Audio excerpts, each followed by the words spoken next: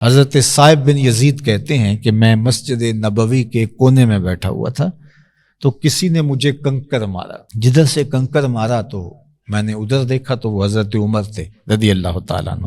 تو میں اٹھ کے ان کے پاس چلا گیا کہ جی فرمائیے۔ تو انہوں نے کہا کہ وہ جو دو آدمی بیٹھے ہیں اور باتیں کر رہے ہیں بلند آواز سے، ذرا ان کو بلا کے لاؤ۔ میں گیا اور جا کے ان کو بلا لایا۔ تو حضرت عمر نے ان اشخاص سے کہا کہ تم کہاں کے رہنے والے ہو؟ انہوں نے کہا جی ہم طائف کے رہنے والے ہیں۔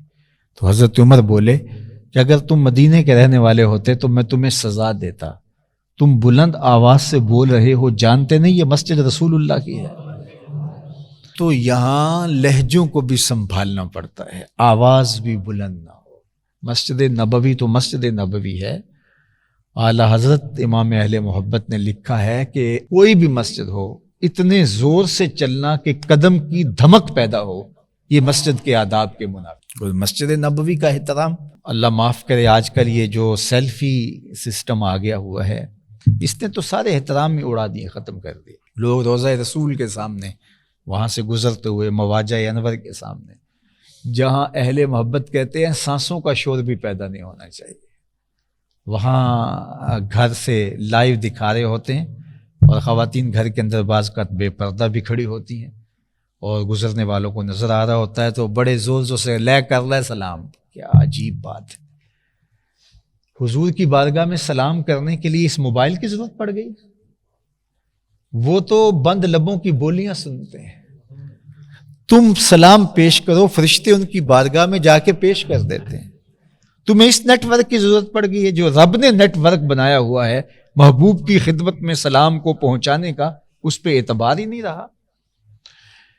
تو یہ کیا بے ادبی کا ماحول فروغ پذیر ہو گیا، اور وہاں زور زور سے باتیں ہوتی ہیں اور روضہ انور اور مواجہ نور کی طرف پشت کر کے یوں سیلفی لی جا رہی ہوتی۔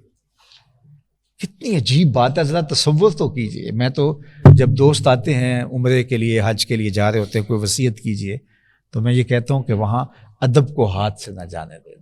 دنیا تھوڑی ہے، اگر آپ کو یہ بڑا ہی شوق چڑھ گیا ہے تو اور جگہوں پہ سیلفیاں لے لیجئے۔ یہ دنیا کے اوپر بڑے بڑے اچھے جو ہیں وہ پہاڑ ہیں، مرغزار ہیں، لالا زار ہیں، جوئے بار ہیں، اور جیسے جہاں جی چاہے گھوم پھر، یہ مدینہ ہے یہاں آہستہ چل، زائرے کوئے جنا آہستہ چل، دیکھ آیا ہے کہاں آہستہ چل، حاضری میں ہیں ملک 70,000، قدسیوں کے درمیان آہستہ چل، قدسیوں کے درمیان آہستہ، جالیوں کے سامنے آہستہ بول، جالیوں کے سامنے آہستہ بول، ہو نہ جائے سب کچھ رائے گاں آہستہ چل۔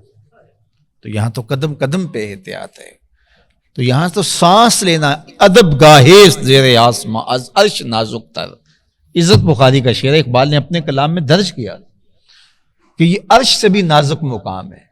ادب گاہیز زیر آسماں از عرش نازک تر، نفس گم کردہ می آیت جنید و بایزید اینجا۔ یہاں تو جنید بغدادی بھی آتے ہیں تو سانسوں کو روک کے آتے ہیں، یہاں تو بایزید بستامی بھی آتے ہیں تو دم بخود ہوتے ہیں، آواز ہی نہیں نکل رہی ہوتی۔ اللہ اکبر۔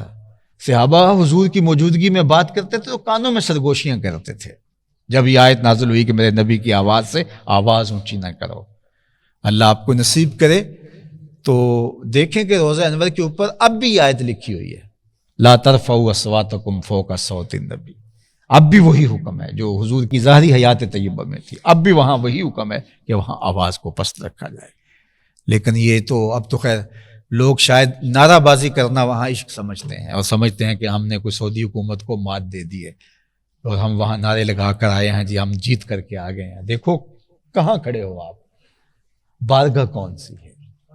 یہاں قدم قدم پہ احتیاط ہے، لے سانس بھی آہستہ کے دربار نبی، یہ حضور کی بارگاہ، یہ حضور کا ادب ہے، یہ حضور کا امت کے ذمہ حق ہے کہ وہ حضور کی تعظیم بجا لائیں، حضور کی تکریم بجا لائیں، احترام بجا لائیں۔ صحابہ اپنی انگلیوں کے پوروں کے ساتھ حضور کی دہلیز پہ دستک دیا کرتے تھے۔ اللہ اکبر، لے سانس بھی آہستہ کے دربار نبی ہے۔